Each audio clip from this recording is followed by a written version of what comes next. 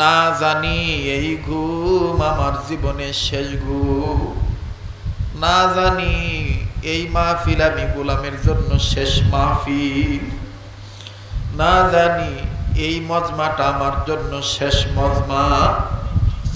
ও বাজান, কি মনে করিয়া তুমি গুনাহ করো?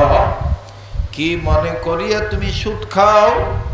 কি মনে করিয়া তুমি নফসের গোলামি করো?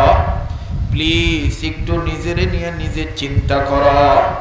কেন আমি আপনাদের দরদি হইয়া এই ব্যস্ততার সময় থেকে এই সময়টা দিলাম রে ভাই? আপনারা আমার প্রতিবেশী, আপনাদের নিয়ে আমার মাঝে মধ্যে এরকম বসা দরকার। এ বন্ধু গঙ্গুই রহমতুল্লাহি আলাইহি প্রত্যেকটা দিন ঘুমের আগে চিঠির মধ্যে লিখে ঘুমাইতেন, মালিক না জানি এই ঘুম আমার জীবনের শেষ ঘুম। এ বাজার, হায়াতের কিন্তু কোনো গ্যারান্টি নাই।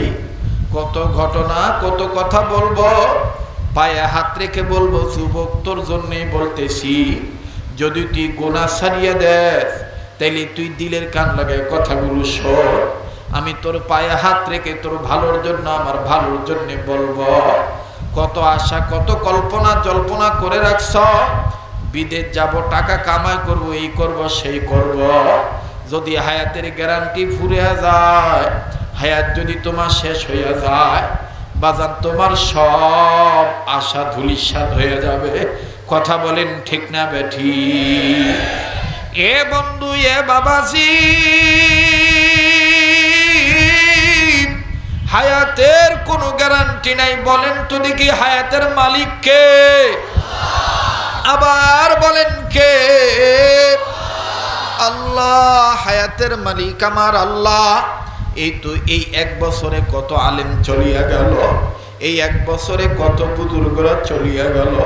আল্লামা জুনায়েদ বাবু নগরী রহমতুল্লাহি আলাইহি জীবনের শেষ সফর, মৃত্যুর ২০-২৫ দিন আগে আপনাদের এই সিদ্দুরগঞ্জ থানা, ফতুল্লা থানার শেষ সীমান্ত এলাকা মাহমুদপুর এলাকায়, অনেকে হয়তো বা জানেন না, বাবুনগরী হযরত আমার বন্ধুগণ যখন বাংলাদেশে এই ঢাকা শহরে যখন মন্ত্রী মহোদয়ের কাছে শেষ সফর আসলেন, ওলামাদের দরদি হইয়া আমার বন্ধুগণ ভিন্ন ভিন্ন ব্যাপারগুলো নিয়া বাবুনগরী হযরত আমার বন্ধুগণ ওইখান থেকে এই গোলামের মাদ্রাসায় আসছিলেন। দীর্ঘ ৮ ঘন্টা সময় হযরত আপনাদের এই এলাকায় ছিলেন। হযরত আমার বন্ধুগণ হযরত যাওয়ার সময় 18 মিনিট আমাদের এই এলাকার জন্যে, মাহমুদপুর মাদ্রাসার জন্যে, এদারার জন্য, আলেমদের জন্যে, বাংলাদেশের জন্যে 18 মিনিট লম্বা মোনাজাত করে গিয়েছিলেন। এ বন্ধু, হযরতের কিছু কথা এমন মনে হয়েছিল, জিজ্ঞাসা করেছিলাম, হুজুর এমন আচরণ কেন? হযরত বলেছিলেন, এটাই মনে হয় আমার শেষ আশা, আর মনে হয় আমি আসতে পারবো না। আমার বাইরে আপনাদের এই সিদ্দিরগঞ্জ ১ নম্বর ওয়ার্ড, ফতুল্লা থানার ২ নম্বর ওয়ার্ড, এই এলাকাটা এখন আর সাধারণ কোনো এলাকা নাই, এটা বুজুর্গদের এলাকা হয়ে গেছে। আজও প্রায় শত শত আলেম আমাদের মাদ্রাসায় এসেছিল। একেবারে জুমার আগ থেকে শুরু করে মাগরিব এশা পর্যন্ত আলেম আর আলেম, আলামিন মাদ্রাসার সম্মানিত মোতামিম দেখে আসছে।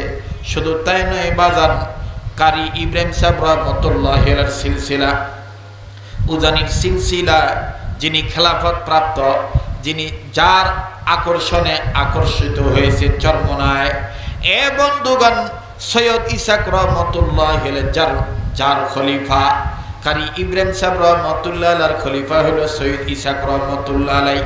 এই সৈয়দ ইসাক রহমতুল্লাহি আলাইহির আজাল্লা খলিফা শাহতলির পিসা আবুল বাশার দামাত বারাকাতুল আলিয়া, তিনিও কিন্তু আমার বন্ধুগণ আজকে আমাদের মাদ্রাসায় এসেছিলেন। এমন কোনো দিন নাই যেই দিন আপনাদের এলাকায় বুজুর্গরা না আসে। ও বন্ধু, ও বাবাজি, এই বুজুর্গরা একই কথা বলে, দুনিয়াদার হইও না, দুনিয়াদার হইও না, আল্লাহওয়ালা হইয়া যাও।